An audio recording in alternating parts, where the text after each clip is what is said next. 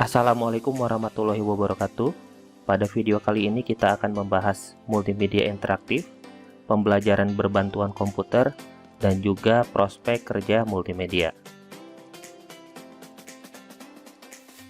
Mari kita bahas dulu jenis-jenis multimedia. Ada dua jenis multimedia. Yang pertama adalah multimedia linear, yang kedua adalah multimedia interaktif. Apa bedanya? Multimedia linear adalah multimedia yang satu arah. Misalnya, video dari YouTube, TV, film bioskop, dan lain-lain.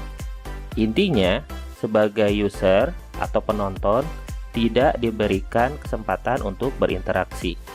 Sedangkan multimedia interaktif, ini adalah multimedia dua arah.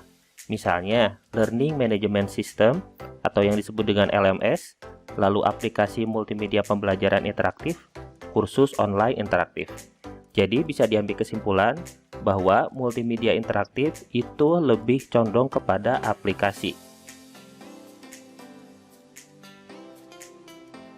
Lalu kita bahas lebih lanjut tentang multimedia interaktif.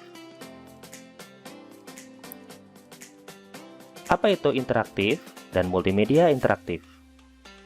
Interaktif adalah komunikasi dua arah atau lebih dari komponen-komponen komunikasi berbasis komputer, yaitu hubungan antara manusia, yaitu sebagai pengguna produk, dan software komputer. Lalu, multimedia interaktif adalah penggunaan komputer untuk menyajikan atau menyampaikan informasi kepada pengguna dengan menggabungkan elemen-elemen multimedia dengan cara yang menarik dan interaktif. Nah, Vaughan dalam bukunya mengatakan, kesimpulannya adalah tidak disebut multimedia jika tidak ada interaktif. Bahkan, banyak sekali pakar yang menyebutkan bahwa interaktif adalah salah satu elemen multimedia saat ini.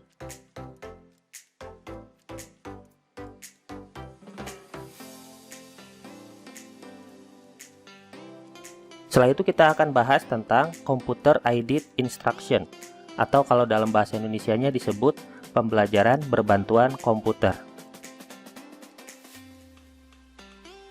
Nah, kita definisikan dulu nih apa yang dimaksud dengan belajar. Menurut Kamus Besar Bahasa Indonesia, belajar adalah berusaha memperoleh kepandaian atau ilmu, berlatih, berubah tingkah laku atau tanggapan yang disebabkan oleh pengalaman. Sedangkan menurut para guru sekolah, zaman kita masih sekolah dulu, belajar adalah proses yang awalnya tidak tahu menjadi tahu, yang awalnya tidak bisa menjadi bisa. Nah, sekarang apa yang dimaksud dengan pembelajaran berbantuan komputer? Pembelajaran berbantuan komputer atau dalam bahasa Inggris disebut Computer Aided Instruction atau kadang disebut Computer Assisted Instruction adalah alat bantu pembelajaran yang menempatkan komputer sebagai sistem pembelajaran individual, di mana peserta ajar dapat berinteraksi langsung dengan sistem komputer yang sengaja dirancang atau dimanfaatkan oleh pengajar. Pembelajaran berbantuan komputer terkait langsung dengan pemanfaatan komputer dalam kegiatan pembelajarannya, di dalam maupun di luar kelas, baik secara individu maupun secara berkelompok. Nah, ini contoh penggunaan daripada pembelajaran berbantuan komputer. Misalnya nih, LMS Unicom. Tadi sudah saya jelaskan bahwa LMS atau Learning Management System adalah multimedia interaktif, di mana kita bisa berinteraksi antara manusia dengan komputer. Kita juga mengenal aplikasi yang namanya Duolingo. Ini juga sama, pembelajaran berbantuan komputer.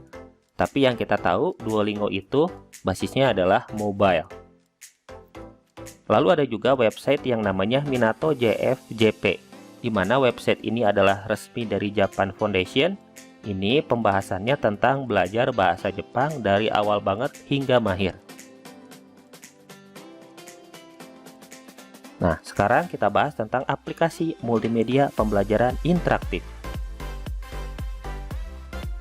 Aplikasi multimedia pembelajaran interaktif adalah aplikasi yang dapat menyampaikan pembelajaran dengan cara yang menarik dan interaktif dengan menggabungkan elemen multimedia, yaitu teks, gambar, animasi, audio, dan video yang dapat mempermudah pengajar untuk mengajar dan meningkatkan semangat belajar bagi peserta ajar.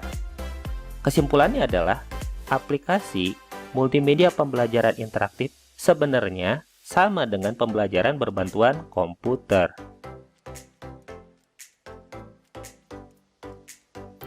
Lalu kita bahas tentang prospek kerja multimedia. Ada banyak sekali prospek kerja multimedia. Di sini saya hanya jelaskan beberapa saja. Nah, kalau Anda tekun dan fokus di bidang multimedia, Anda bisa jadi apa aja sih? Yang pertama, Anda bisa jadi desainer grafis. Profesi desainer grafis banyak dibutuhkan pada media-media seperti penerbit, ataupun berbagai media cetak dan elektronik. Bidang pekerjaannya adalah membuat ilustrasi, tipografi, ataupun motion grafik dari sebuah produk atau jasa dengan membuat visual yang menarik. Yang kedua adalah ilustrator. Seorang ilustrator adalah orang yang bekerja khusus untuk membuat ilustrasi untuk menjelaskan maksud dari sebuah tulisan atau konten lainnya. Seorang ilustrator harus bisa bekerja baik secara manual menggunakan pensil dan kertas ataupun menggunakan komputer. Lalu bisa juga menjadi web designer. Seorang web designer bertugas untuk merancang sebuah web dengan tampilan dan konten yang menarik dan dikirimkan ke user akhir melalui melalui internet. Yang keempat adalah menjadi fotografer. Fotografer harus bisa menciptakan foto yang bagus dan memiliki standar estetika melalui tangkapan objek yang direkam lewat lensa kameranya. Jasa fotografer banyak dibutuhkan di berbagai tempat dan kegiatan tentu saja. Lalu bisa juga animator. Peluang atau prospek kerja multimedia selanjutnya adalah animator. Animator adalah orang yang membuat gambar animasi dengan teknik ilusi sehingga gambar diam tersebut bisa menjadi gambar bergerak. Lalu menjadi video editor. Ini adalah orang yang bertugas untuk menyunting dan menggabungkan potongan-potongan gambar video hingga menjadi satu cerita yang utuh. Video editor dapat bekerja di berbagai perusahaan media atau film. Kameramen adalah orang yang bertugas untuk mengoperasikan kamera dan merekam gambar sesuai arahan produser atau sutradara, di mana kameramen dapat bekerja di industri televisi atau film.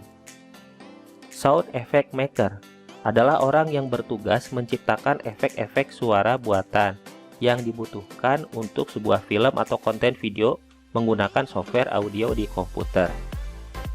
Lalu bisa juga menjadi musik komposer. Ini adalah orang yang bekerja untuk membuat musik ilustrasi atau menciptakan komposisi musik lainnya. Saat ini, musik komposer juga lebih banyak menggunakan peralatan digital tentu saja. Dan terakhir adalah YouTuber.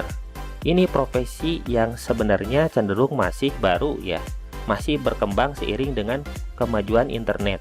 Saat ini YouTuber sudah menjadi salah satu profesi dengan penghasilan yang menggiurkan.